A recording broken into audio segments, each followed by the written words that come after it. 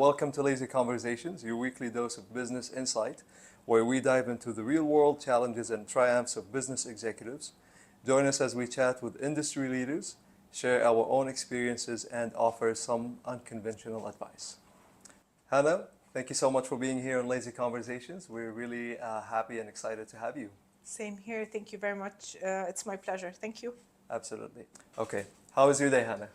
All is great. Good, All good, is great. good. Okay. Well, Hannah, we want to get started with the first question regarding general marketing and PR. I want to get your perspective and opinion about the role of storytelling when it comes to branding and building a reputable brand. To be honest, the storytelling is the part of the brand that we don't get that much involved in it other than promoting it, because usually it's the origin of the brand, the way the brand started or it's created. For example, one of the really big restaurants, they started in a small cake shop, but they grow. The storytelling usually, it's the history of the brand itself. Yeah. So creating it needs minimum of 10 to 15 years of like as they say, a journey to start your storytelling. But usually we don't get that much involved in it. We promote it. We tell people to know that we're old, that our brand is really like solid based, but usually it's related to the origin of the product or the service or the history of the chain or the really like the beginnings of the business owners or this business. Yeah, awesome. Okay, so since we're talking about storytelling, how do you think, as a marketeer and a professional in marketing, a person or someone in your position would be able to paint a compelling picture for their brand, assuming they're local or they're based in here and they want to paint a picture that resonates with their audience and their client base? Well, mainly I've tried to highlight that the product was adapted, or the product or the service, we adapted our product or service to people's needs. We started this way. We tried to do an added value to people to satisfy them. This is how the participation of marketing in it. But as I told you, storytelling usually it's within like a journey. Yes. After a journey you start storytelling. Usually the startup business doesn't have this, because you need to listen, you need to communicate with your customers to start developing your service or product and to have a story, to build a story. Do you think, speaking of storytelling, should brands be as honest about the original story? Does honesty play a big role into people appreciating the brand, or should they trust something that people will want to hear? This will add your credibility with your customers. Okay. Because if people trust that you're transparent, you're telling them details, you're telling them that we put effort, we were not perfect, we're trying to be perfect, we're trying to satisfy you, this is really, really very important actually, the engagement and telling people what you're doing. For sure it's an added value to the brand, especially the credibility, as I just said. That's awesome. Okay, well, actually, to go off of your point, I love that you talked about credibility and honesty. How, as a director of marketing and PR, would you turn a public relations disaster into a triumph? Actually, first of all, what you really do on the spot, we try to solve as management committee. We solve the problem right away. Then I usually publish this problem, letting people know the actual problem, what exactly happened. Plus, I also publish whatever solutions that this customer is satisfied right now, the compensation that was done, all the steps, and then also letting people know internally what we have done to make sure that this disaster will never happen again. And later on, I build a lot, by the way. I build a lot of campaigns on my SWOT analysis. What is my weaknesses?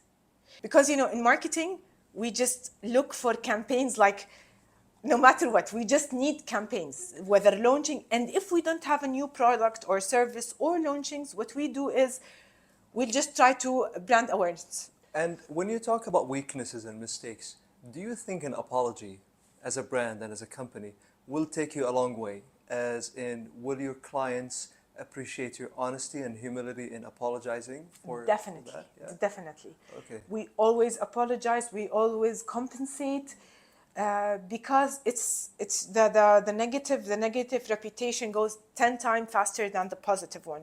So if I made sure that this person is satisfied, in future, this person will always recommend me. This company is really, they really do care. They do listen. It's not just they sell the product and they never. No. They have the best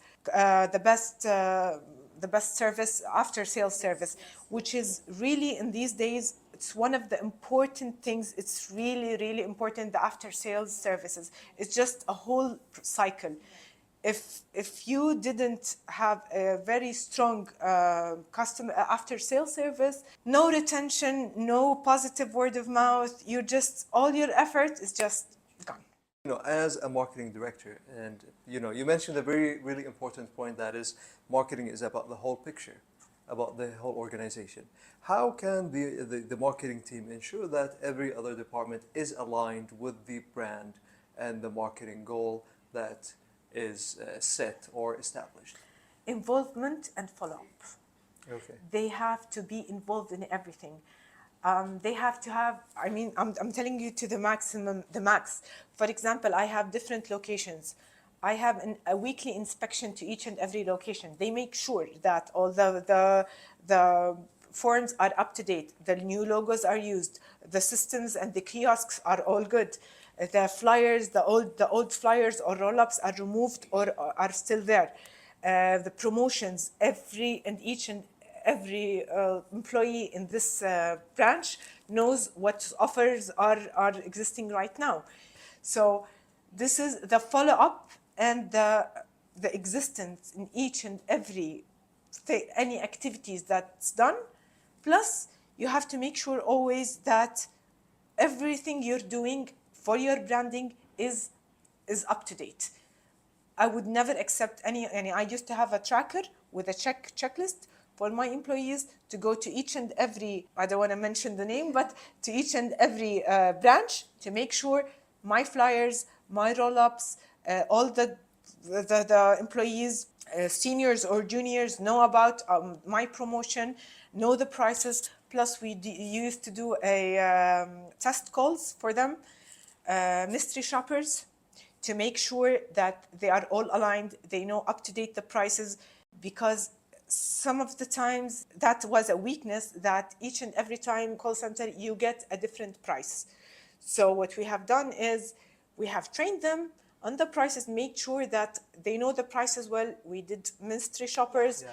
To ensure quality of... Because it was a weakness. We got a lot of complaints that each and every time I called to ask about this thing, they give us a different price. Hana, we see that you've worked in different industries, such as real estate, retail, the medical sector as well. How will you be able to apply your marketing skills and marketing experience to fit these different industries, despite the fact that they might have different client base and needs and requirements? Well, mainly, to be honest, marketing is just finding the targeted audience. Just reaching your, no matter what kind of audience. It's easy, or you have techniques to just reach these people, different techniques. Each and every country have different technique, but I used to change the language, I used to change the visuals, I used to change the tools. Because, for example, in Kuwait, the social media is 6-7 years back was extremely effective. In UAE, in Saudi Arabia, it wasn't. The outdoors were very effective. Now, the outdoors started, the past 2 years in Kuwait, the outdoors started to be very effective. It's different. So each and every market have a different tool. So mainly to adapt, I know how to reach. It's just who's my targeted audience. I change my tools to reach my targeted audience. That's simple in each and every sector. How would you be able to think and modify the marketing tools? As you mentioned that different cultures or different countries or regions have different requirements or standards for marketing. How would you be able to navigate it as a marketeer? Numbers. Evaluation for each and every campaign. I do evaluation. I have to have an evaluation. I'll see what is the most effective tool.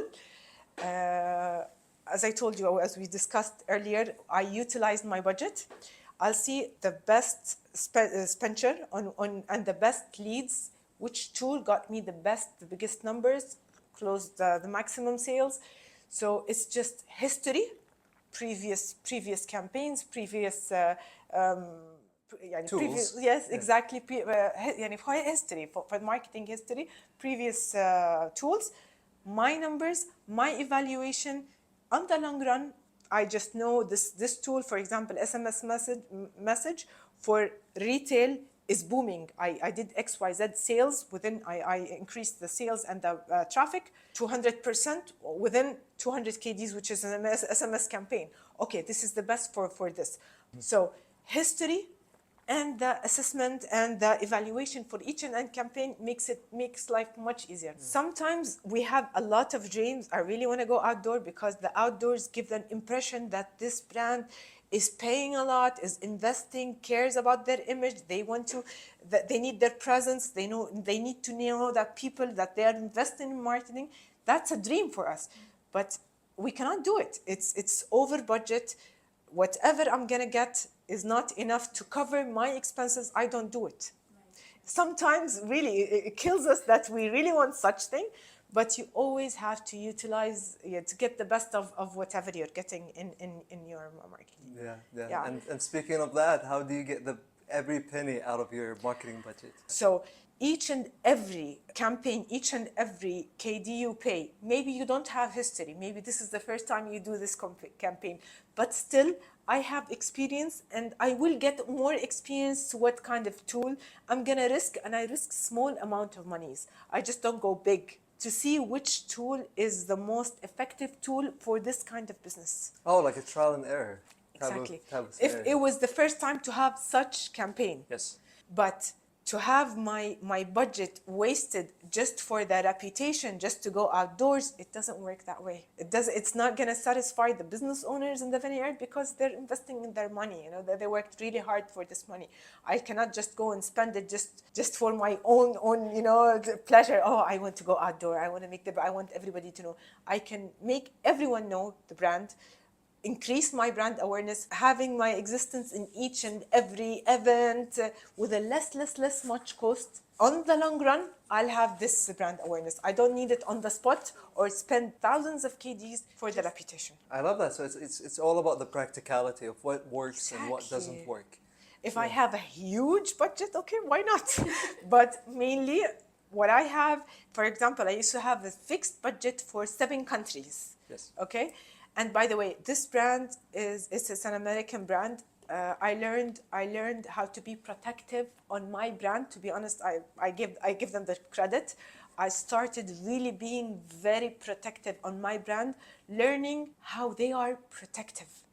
I'm in different countries. I'm handling 6-7 countries, but the owner of the brand, they used to get involved even in the captions. They used to translate, it's a different language. They used to translate my social media language, and they used to reject and change and then translate it back and send it to me on weekly basis to see how protective they are. I learned to be protective from them, to be honest. It's amazing. It's amazing how they protect their brand. Okay, I have a food market no, this price tag color doesn't match with the booth color, although they are in our guidelines and these colors are in our guidelines. But imagine the overall look they didn't accept it and they rejected. To that extent, nothing to be done. No photography, no videography, nothing to be done only by them, because it's their baby. They know how to present things.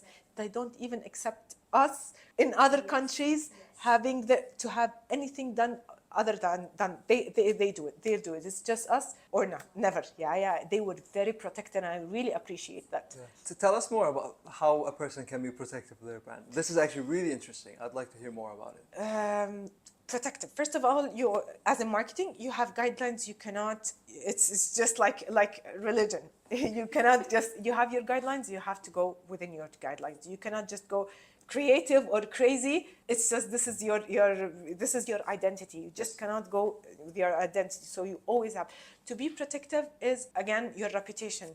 The end users and the other departments have to take care of your brands. It's not only you. The effort is not only on you. You always you have to choose your words with your customers. You have to engage with your customers. Engaging with customers, it's your image. You have to be protective while talking to people. Your language, the language you're using, the way you're satisfied, the way you're communicating with people. This is all, you always have to be protective, because one small mistake just really, it's gonna affect your brand. So being protective is from A to Z, everything. Your guidelines, your looks, your artwork, your visuals, the people you're choosing to advertise for you. It's a part of your brand. You cannot just go to any influencers that has nothing to do with your brand or with the industry, or just go and make, because first of all, the influencer lost the credibility. Plus, you're desperate to promote. This is what they're gonna say. But if you went to the right people, if you have chosen the right people to present your brand, that's also being protective on your brand. Okay, so Hana, we want to know, where is your career campus pointing next? Next, to be honest, it's just supporting other companies. Really, it's just my pleasure is the success in marketing, whether for myself, other companies, business owners, my friends. It's just, I think I'm gonna keep on being consultant in marketing, giving the support to new generations. I even have a couple of trainings for students in Cairo. They requested me to go and support them in a practical marketing. I'd love to do that. It's just marketing. I think I'm so passionate about marketing in my career. I'll stay in my career. Okay, so Hana, now we're gonna go to the last question before we end our podcast. According to the book Purple Cow, the book talked a little bit about the role of brands and companies and how they should perhaps focus on building a loyal customer base. So, what do you think of this statement from the book Purple Cow? That's definite, for sure. Having your loyal base customer, retention. It's one of the most important thing. Retention, which also leads to a positive word of mouth, especially in small countries, and the social media, and like the rumors or whatever, or the information is spreading really fast. Having the positive word of mouth, having the retention is what reflects on your ROI and your brand and your image. It reflects on everything. Plus, also having your own touch, being unique, presenting things in a different way, not being boring, doing things your own way that people would just do. I'm sure this was done by this company or this person or this brand. This is definitely by them because it's unique, it's different. So people will also be loyal to you because of your being unique, being different, presenting things differently. Even you're overpriced, because people who they're not price sensitive. These people are really hard to deal with them and hard to be, to keep them loyal and to have their satisfaction. These people, you can have them really loyal if you were different, if you presented things with the best standards or the best way, whether it's service or a product. Yeah. Would you rather have 50 unloyal customers or 10 loyal customers? 10 loyal customers. 10 loyal customers. Yes. Okay, I love that. 10 loyal customers will just spread your news within the next 2 or 3 years to hundreds of people. Regular customers that comes once, it's just they're not gonna spread the word of mouth. So loyal is retention and word of mouth. So Hana, how do you paint a compelling picture of the future for a brand? Okay, first of all, I have the first thing I really pay attention is the ROI, to make sure that the business owners are satisfied, this brand will last, and they're successful. It's win-to-win. It's win-to-win situation. how do we make sure that this ROI is achieved? Or there's a lot of points and a lot of things that has to, for example, when I do a campaign, how am I gonna make sure that the ROI will be like within the satisfactory for me or for the business owners? By testing the platforms I use to know which platform gets generates the biggest leads, less costly, what is really useful. So I'd use it in my promotions or advertising in future. Also the evaluation. I evaluate each and every campaign, tracking the performance for sure and the assessment, and optimizing the budget. By doing this in each and every campaign, I'll make sure that the return on the investment would be satisfactory for me and the business owner. Also, generating the maximum leads. I have to make sure that I generate in my strategy the maximum leads, because as we just discussed, the leads can be easily, with talented people, can be easily converted into actual sales, whether in services and goods. And for sure, my brand awareness boosting. I have to make sure in my strategies to make sure that my brand, everybody knows about it, even just the name. If it's not the activity or the product itself, or it's a campaign about, I always have to boost my brand. And I have to make sure that the brand awareness spreads within the consistency on the long run. Make sure consistency. That's a very important thing. Also, in my strategies, I make sure to have the organic leads, the organic traffic. Yeah, it's a must. Whenever I do any strategy, I have to make sure that there's a part that I will have organic traffic, whether in my 4Ps, not the first be the place, but whether being my existence, I have a lot of branch, I am everywhere, or like easy to be reached. I make sure to have my organic traffic in any strategy, because there's always organic traffic. Also, the retention. In my strategy, I always make sure to have retention. Engagement is parallel with development. Whenever you engaged, you have development. Whenever you have happy and satisfied people, whenever you're just boosting your everything, boosting your brand itself. So I always make sure in my strategies to take care and make sure that there is a lot of engagement in my my campaigns in my strategy. And there's a lot actually, but these are the main things. And the expansion of the market reach. I have to make sure, even if my targeted audience is within my country, I also try to reach other markets. This will grow my brand awareness in different countries. Plus, I always try to make sure that the people I'm gonna reach is within the region. They can easily reach me. I have all the tools to make sure that I can deliver to them, make life easy to them the soonest. Yeah. So, for example, I'm here in Kuwait. I'll try to expand to other markets in my strategies, because I know that we can deliver. We're capable of delivering in 3 days. The product will perfectly reach them in the perfect way, and within our credibility, they know that it's not going to be like fake or whatever. So I'll do that. Usually, this is what I do in my strategy. It's very important to pay attention to each and every part of so that's also expansion. Like, you build expansion into your strategy. Exactly. Always. Yeah. It's always a part. Yeah. Even if it's going to be something really minor, a sponsored ad, or to reach these people. But I always try to look to other markets within the country. If the country is small, within the countries in the regions around. So that's also like when the time is right, expanding to the next country will be easier. Yeah. Exactly. Okay, so Hana, we've come to the end of our podcast. We just want to get one final advice from you for new marketing executives entering the market. What's your final advice? Okay, don't grow really fast. You need to learn.